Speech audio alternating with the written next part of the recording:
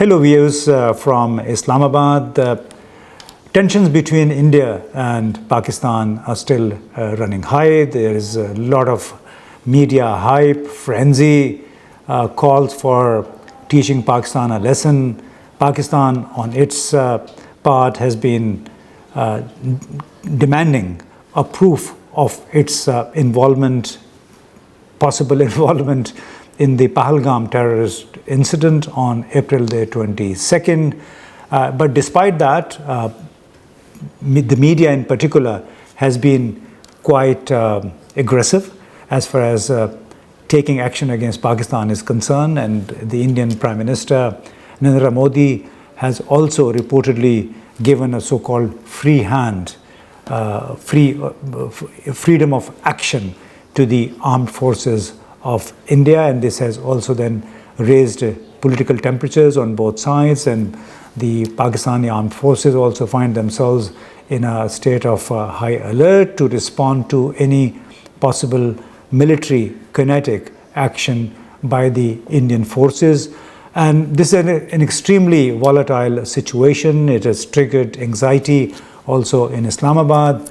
That's why it has become imperative for the civil society, for the media to somehow try to help in de-escalating these tensions.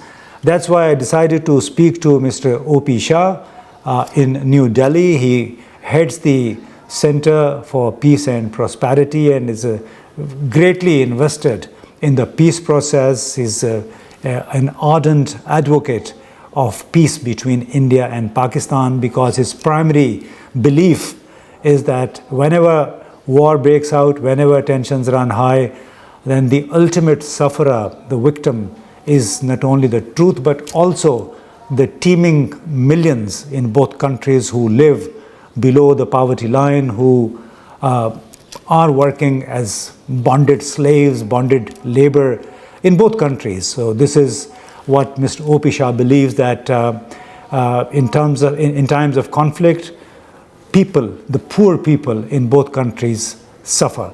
So that's why I asked Mr. O.P.Shah as to whether the advice that has come from the United States, from China, as well as from Russia, to both countries to help reduce tensions, also to engage in talks and cooperate with each other as far as the Pahalgam terrorist incident is concerned. So I asked him whether this advice from three big countries will help in reducing tensions between the two countries.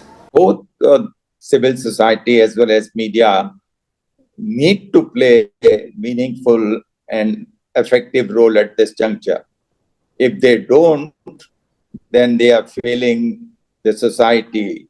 They owe to the people at large, and they must intervene meaningfully and effectively, not for their good, not for the benefit of their individual press or channel. But what they need to do is come out with specific solution and present to the government of the country and act in such a manner that the government is almost forced to listen to them. And they must take this message not only to the ruling party, but also to the opposition party. And once that is done, both media and the civil society, then we will be able to create a climate of trust and confidence in the subcontinent. And we will be able to solve what appears to be a very difficult problem. We can bring about changes in the subcontinent. People want peace, both in India and Pakistan. It's the leadership which has to assert and work in a direction which is good for the society at large. One question that arises out of the development within the last 36 hours or so is the advice and the appeal of restraint by three big countries, China, the United States of America, and Russia.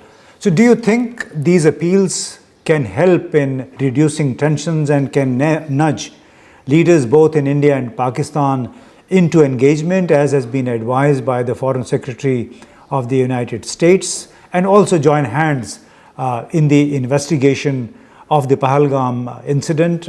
Pakistan had already offered support and cooperation in this. But as a whole, do you think this advice by the three countries can help in reducing tensions? We live in an interdependent world.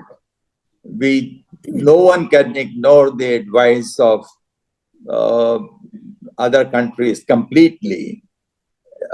Any advice which is meaningful, which is sensible and serious, is always considered seriously.